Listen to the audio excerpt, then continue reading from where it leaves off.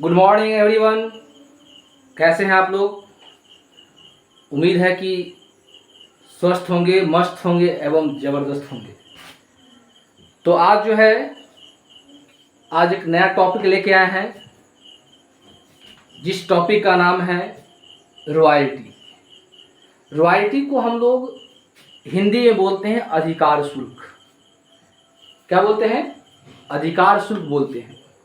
और यह वर्ड से स्पष्ट है कि अधिकार शुल्क, जिसका अपना क्या होता है, अधिकार होता है। सबका अपना अपना अधिकार होता है। जैसे आपका अपना अधिकार होता है, मेरा अपना अधिकार होता है, बच्चे का अधिकार होता है। तो सबका क्या होता है, एक अधिकार होता है और उस अधिकार के लिए सभी व्यक्ति आप फाइट करते हैं, लड़ते हैं। सबसे अच्छी बात है कि अगर अधिकार के बारे में सीखना हो तो आप अपने घर में जो बच्चे हैं उनसे सीखिए कि अधिकार क्या होता है। वो आपको बहुत अच्छा समझा देंगे कि अधिकार क्या होता है। आपको हंसी आता होगा कि सर क्या बोल रहे हैं, बोल सही रहे हैं। अगर अधिकार के बारे में सीखना होगा तो छोटे छोटे बच्चे से सीखिए अधिकार के बारे में। जैसे एग्जाम्पल के तौर पर ले लीजिए, अगर घर में आपके 3 बच्चे हैं, ठीक, और तीनों बच्चे छोटे छोटे हैं और आप कहीं से आते हैं तो 3 डेयरी मिल्क ले लीजिए 10-10 का, और तीनों डेयरी मिल्क आप अपने पास रखिए। जब तक आपके पास रहेगा तब तक बच्चा आगे पीछे आपको ही देखता रहता है। वो सोचता है कि भाई मेरा तो है नहीं, ये तो जिनका जो लाए हैं उनका है। और जब तक आप उसको नहीं देते हैं तब तक बच्चा वो आपसे जिद भी नहीं करता है कि हमको आप दीजिए। लेकिन आप जब तीनों डेयरी मिल्क तीनों बच्चा को दे देते हैं और बोल देते हैं कि ये आपका छोटू, आपका मोटू, आपका गोलू, आपका, देने के बाद बच्चा समझ जाता है कि मेरा हिस्सा है। देने के बाद फिर उस बच्चा से आप मांगिए, बोल लाओ टॉफ़ी, तुम्हारा नहीं है, मेरा नहीं है, मेरा है ये। उसके बाद देखिए बच्चा आपका अधिकार दिखाता है। उसके बाद अगर आप ज़बरदस्ती छीन लिए तो घर में ड्रामा शुरू हो जाता है। कुर्सी तोड़ ताड़, बर्तन को तोड़ा तोड़ होता है, नहीं, पैर आगे पीछे पटकना शुरू करता है, बच्चा खूब मिट्टी में खेलना शुरू कर देता है। तो उससे अधिकार सीखिए, ये होता है अधिकार। ठीक उसी प्रकार इस चैप्टर में है अधिकार, रॉयल्टी। तो रॉयल्टी सबसे है कि अधिकार क्या होता है, इस चैप्टर में पढ़ेंगे कि रॉयल्टी, अधिकार शुल्क क्या होता है। कि अगर मान लीजिए किसी व्यक्ति के संपत्ति को आप यूज कर रहे हैं, किसी भी व्यक्ति के जो संपत्ति है उसका आप प्रयोग कर रहे हैं और उसके बदले में जो किन्हीं को मिल रहा है वो क्या है, अधिकार है। नहीं, उसी को कहा जाता है अधिकार शुल्क। सपोज दैट आपका कोई सामान है और आपका सामान हम आपको लिए यूज करने के लिए दीजिए 2 दिन के लिए, और 2 दिन के यूज करने के लिए आपको जो किराया दे रहे हैं, नहीं, वो क्या हुआ, आपका ये अधिकार शुल्क हुआ। ठीक उसी प्रकार रॉयल्टी में क्या होता है कि रॉयल्टी में जो अधिकार होता है, बहुत सारा पढ़ाएंगे, टाइप्स ऑफ रॉयल्टी पढ़ाएंगे, रॉयल्टी के प्रकार पढ़ाएंगे। नहीं, आपको पता चल जाएगा कि रॉयल्टी के कितने प्रकार होते हैं। तो ठीक उसी प्रकार जो होता है कि अगर किसी व्यक्ति के द्वारा किसी संपत्ति को प्रयोग करने के बाद उसके बदले में जो उस व्यक्ति को दिया जाता है उसको क्या कहते हैं, रॉयल्टी। कोई दिक्कत? अब यहाँ हम लोग पढ़ते हैं टाइप्स ऑफ रॉयल्टी, अधिकार शुल्क के प्रकार। क्या पढ़ते हैं? अधिकार शुल्क के प्रकार। पहला है क्या, माइनिंग रॉयल्टी, खदान अधिकार शुल्क।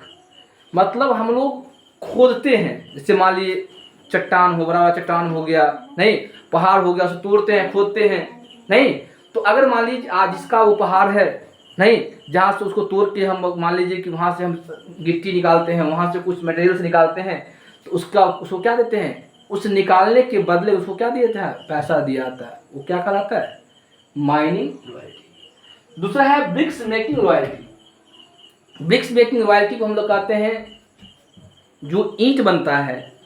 आप देखिएगा आपके आसपास में ब्रिक्स का प्रोडक्शन किया जाता है, ईंट बनता है।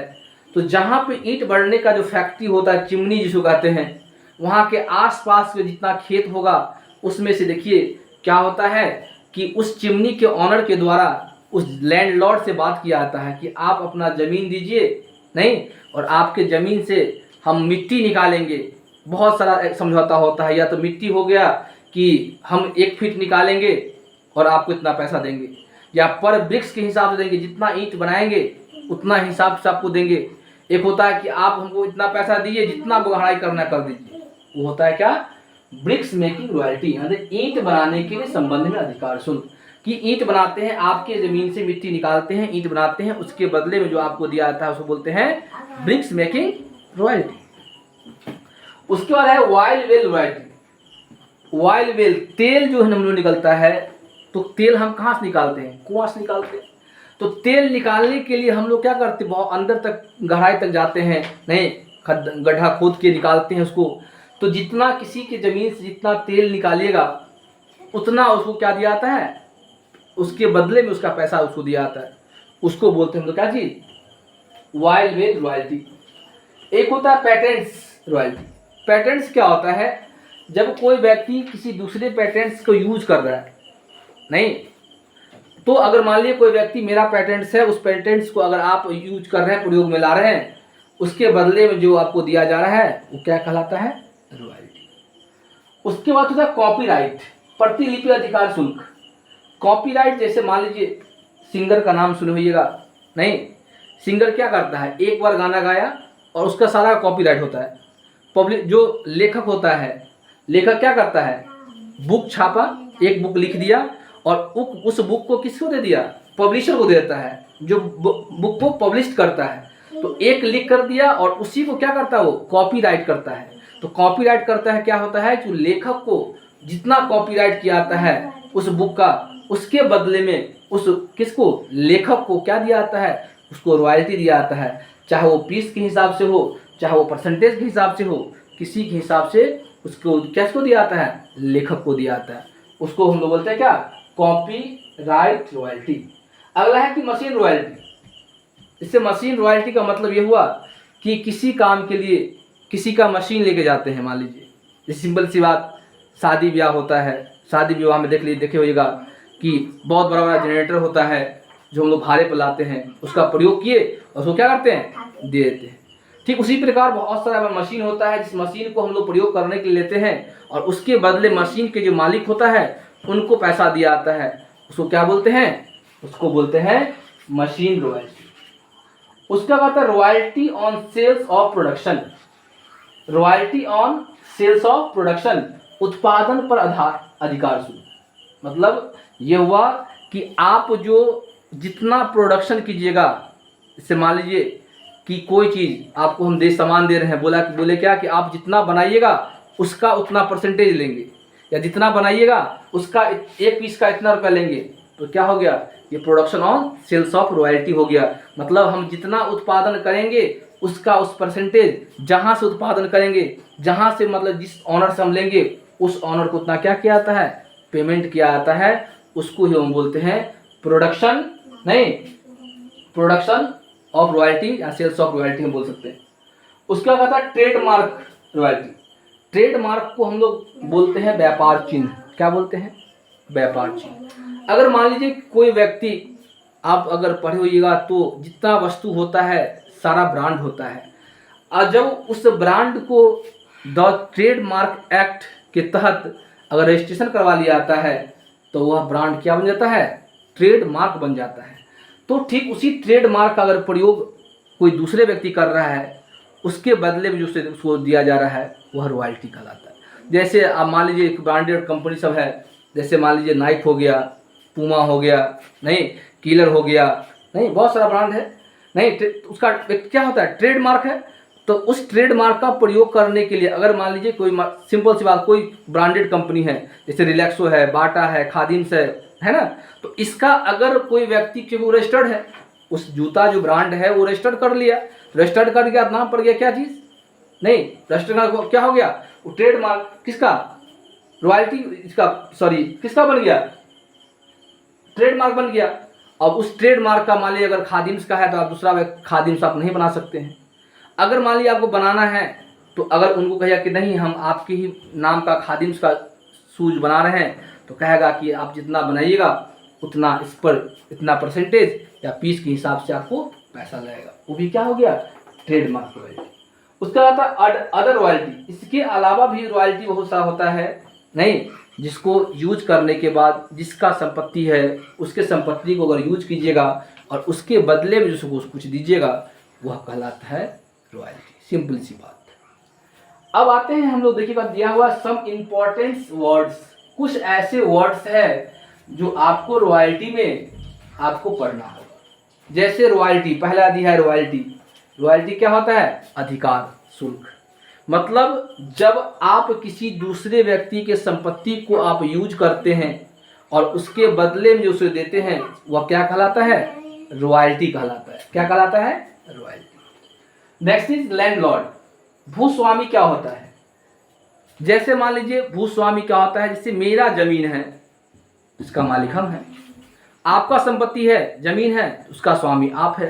तो अगर आपके जमीन को हम ब्रिक्स बनाने के लिए, ईंट बनाने के लिए वहाँ से आपके ज़मीन से मान लीजिए कि कुछ हम मिट्टी निकाल रहे हैं, तो उसके बदले आप कुछ देंगे ना, तो उसके बदले जो आपको हम देंगे वह क्या कहलाएगा, वही वो भी रॉयल्टी होगा। बट किसको दिया जाता है, लैंडलॉर्ड को दिया जाता है। उसके बाद मिनिमम रेंट। मिनिमम रेंट को क्या बोलते हैं, न्यूनतम किराया। यानी कि लैंडलॉर्ड के द्वारा एक क्या होता है कि आपको मिनिमम रेट बता दिया जाता है कि आपको प्रति वर्ष या क्वार्टरली या हाफ ईयरली आपको इतना पेमेंट करना है। जैसे सिंपल सी बात है, जैसे किसी व्यक्ति को आप दे दिए अपना खेत दे दिए बनाने के लिए कि आप इसका प्रोडक्शन कीजिए और हमको आप जितना ईंटा निकालिए उससे हमको मतलब नहीं है, लेकिन हमको प्रत्येक वर्ष 50,000 चाहिए। भले वो आउटपुट वहाँ से करे या न करे उससे मतलब हमको नहीं है, लेकिन आपको मिनिमम रेट कितना देना होगा, 50,000 देना होगा। सिंपल सी बात। गांव घर की भाषा में देखिएगा, कोई व्यक्ति अपना ज़मीन जो है खेत करने के दूसरे व्यक्ति को दे दिया जाता है कि आप मेरा ज़मीन को देख रेख कीजिए, इसमें आप फसल उगाइए, लेकिन साल को हमको 10,000 चाहिए। फसल हो फिर भी ठीक है, नहीं हो फिर भी ठीक है, हमको कितना चाहिए, 10,000 चाहिए तो चाहिए। उसको बोलते हैं मिनिमम रेंट। उसके बाद आइए शॉर्ट वर्किंग।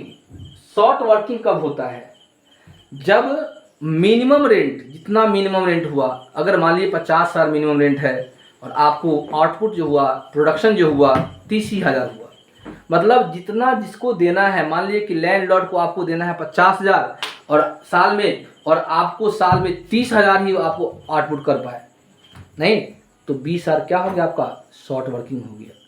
यानी कि जितना लैंडलॉर्ड को देना है उतना उत्पादन न होकर उससे कम उत्पादन हुआ। जब कम उत्पादन होता है तो उसी कम उत्पादन को हम लोग क्या बोलते हैं, शॉर्ट वर्किंग बोलते हैं। कोई दिक्कत। Next is surplus. सरप्लस को हम लोग क्या बोलते हैं, अधिक बोलते हैं।